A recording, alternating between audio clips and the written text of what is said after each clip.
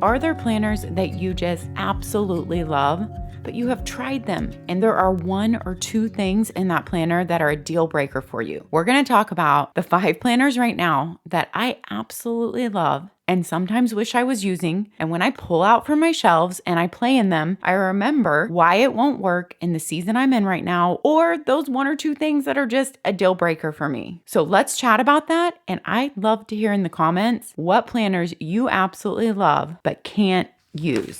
These are in no particular order. Number 1 is Moxie Life. I used it for a good 6-month period, and I have used it off and on when I pull it out to try to test it out. You know, when your planner's not working. That's why it's a good reason to keep your planners that don't work for you. If you know they're nice, expensive planners and you think that they're gonna tempt you again at some point. So instead of having to reorder, you can pull out your old one off the shelf, and a lot of time putting in just some weekly layouts in there will let you know if it's going to work for you or not in that season of your life, or if those things about it still bother you. I also shared that as one of my tips in this video, what to do when your planner isn't working for you. So lots of things you can do besides go buying a new planner. That video is chock full of amazing tips. I crowdsourced my patrons for tips too, and they came up with great ones. So I will link that video in the description for you. All right, Moxie Life. I love the layouts. The horizontal and the vertical are just such good planner layouts. I think one of the things right now that might be a deal breaker for me is that I am really in a bound book phase. And so just having a big coil is not working for me right now. Also, I really like some type of happy colors on my tabs. And so I really wish all Moxie Life tabs weren't gray. I just like a splash of color somewhere in my planners.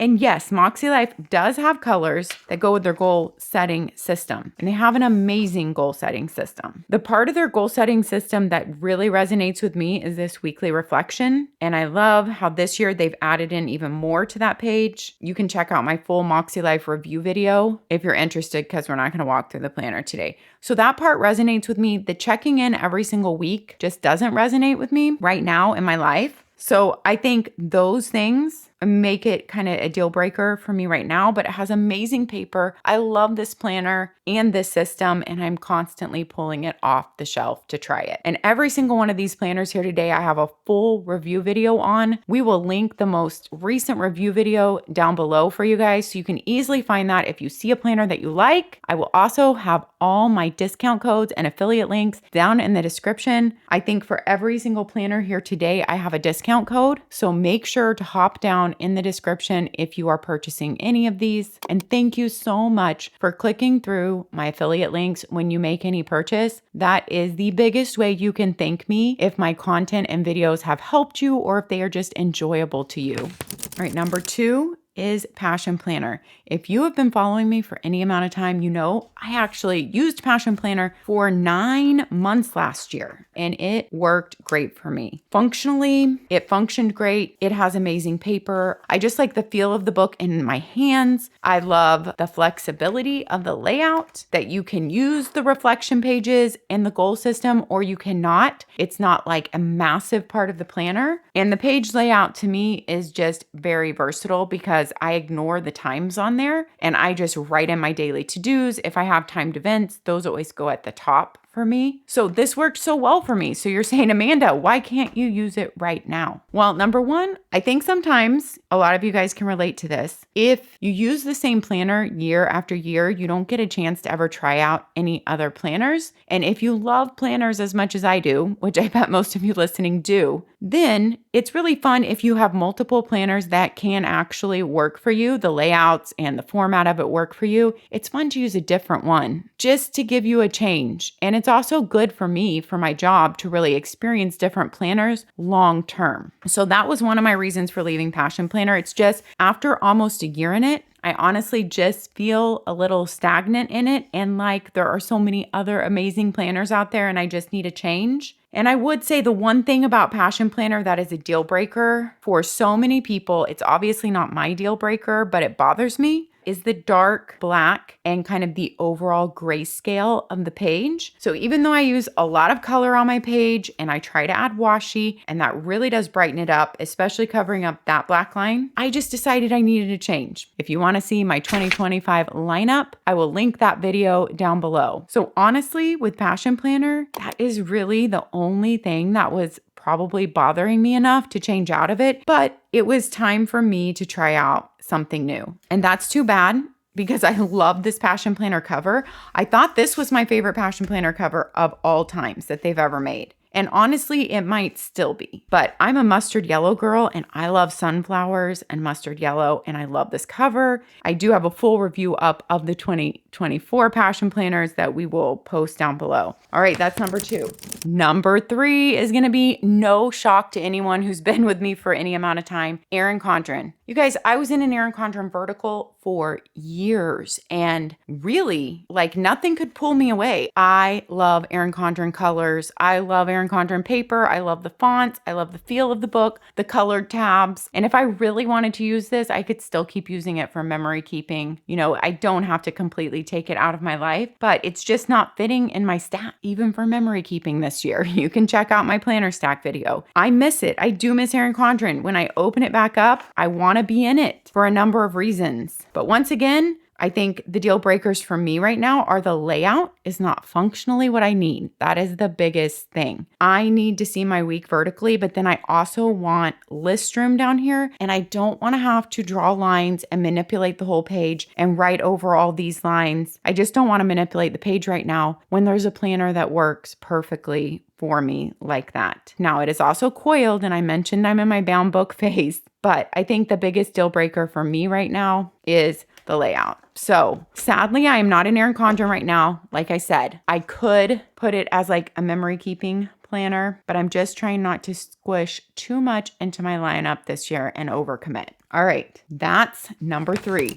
Oh, you guys, number 4 is Laurel Denise. You guys know I am a huge Laurel Denise fan, and I have used her planners over the years. In fact, last year when I stopped using Passion Planner, I went into the Laurel Denise Portrait Planner for a couple of months. And I love the portrait planner and I love the horizontal. I've even used her vertical. This is one that I even decorated and got ready to use this year for my content planner. But then I decided that her project planner, where you only see the monthly, I didn't really need the weekly. I just needed the bigger monthly boxes. I'm using her project planner. So I guess I am using a Laurel Denise planner this year. But something I didn't say at the beginning of this video is that I am focusing in on weekly planners. So that's why I'm not really counting that I'm using the Laurel Denise for content. You can go check out that monthly project planner in my 2025 stack video. And I have used her horizontal weekly. And as you can see, this is the used one. Her portrait, I have used both of these. I've used this horizontal one for at least 6 months for my personal weekly planning. And I've also used this one for my content planning. And I used this one for my personal weekly planning just in 2024, like I said, when I left Passion Planner. I love the aesthetic, the look, the covers, the vintage feel of Laurel Denise and all her fonts. Why it doesn't work for me right now, the deal breaker,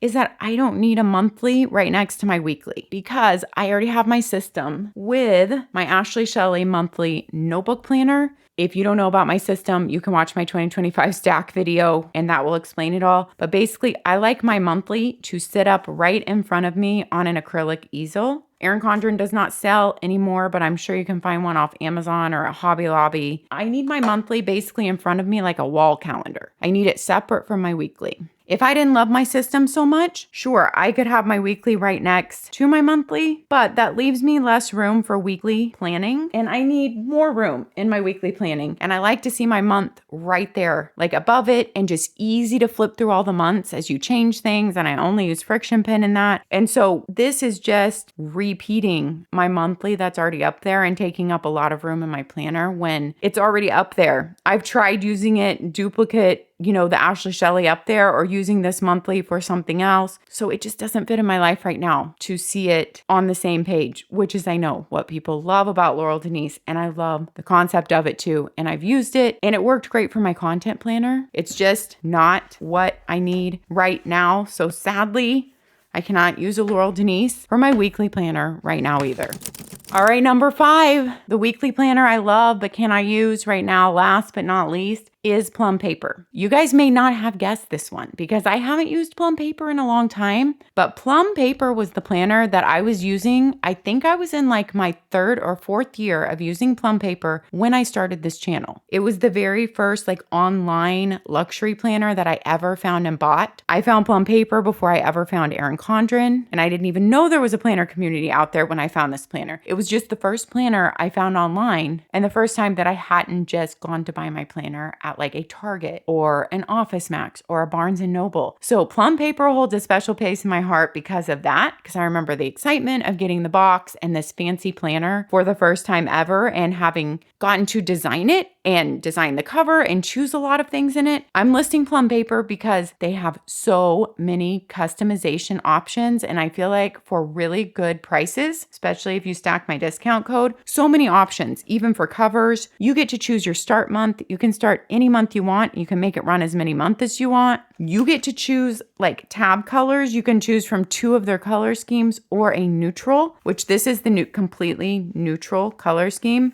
I love how the coil is not huge, yet this is a 12-month planner because you get to choose what goes in it. You can choose lines on your monthly or no lines. You can choose lines on your weekly or no lines, and the color schemes and everything, all those choices. You can label different boxes, which you want them to be on your weekly. There is just so much customization. And this was actually the exact layout I was using in Plum Paper. This is called the Me layout when I started my channel. Although I was using it with lines because at that time they didn't have the option to not have the lines on there. But I vividly remember my planner then. I did not keep it, unfortunately. But Plum Paper just has so much to offer. I love the feel in hand, how compact they can be if you don't love huge planners, and that you can design everything in it to fit you. You can add in extra cleaning pages or meal planning pages if you want. It's just, I think, one of the most affordable, customizable planners. And I have loved the company. I love the beauty of their planners and the functionality. But once again, I am in my bound phase. So what are the deal breakers with this then? Also, Plum Paper, although their paper is really thick, it's quite smooth. And I do prefer a toothier paper now that I've gotten to try all the paper and learned that. Although their paper is so good, that wouldn't be a deal breaker for me. It really is just the layouts. Plum Paper has a lot of layouts, but the layout exactly how I want it just isn't there and in the bound form. And I guess another deal breaker with me, both of their colored options are not my favorite compared to Erin Condren because I love the colors to change and flow with the seasons of the year and with the holidays. If you follow me, you know that about me. And their colors don't really do that. There's a modern one, which I really like that color scheme, but it's not particularly seasonal, and neither is their brighter color. So that's why I'm not using Plum Paper right now. All right, guys, that wraps us up on 5 amazing planners that I love, but I just can't use right now. They don't fit in my lineup. I can only use one weekly planner, and I have to pick the one that works the best for me right now. And that's not to say that at some point I won't be back in one of those planners. But for this year, for 2025, I really don't foresee switching into any of those planners. So you can keep an eye on me and we can see what happens by the end of the year. I do give quarterly planning updates here on my channel. So if you're interested in my personal planning, I put all those in a yearly playlist. So if you want to see where I've been in 2024, I have all those in a playlist, and I've started a playlist for 2025 with my 2025 stack, and I'll be doing a Q1 check-in. All right, guys, share down in the comments. Let me know what planners you wish you could be using. It doesn't have to be 5. It could be just 1. What's a planner you wish that you could be using, but it just doesn't work for you right now? There's so many great planners out there. I really do feel like there's a planner for everyone. With having such a huge online presence and being able to search out all these planners and watch review videos on them, I mean, it's better than ever. Paper is great. We all love it. Thanks for spending your valuable time with me here today, you guys. I do not take that for granted. There's a lot of places you could be and a lot of places you could spend your time. I hope you are having a beautiful week. Take a deep breath with me. Remember, slow down, breathe deep, look around and notice all the beautiful things in your life. You're doing a great job. Take care of yourself so you can take care of others, and I'll see you next time. Bye-bye.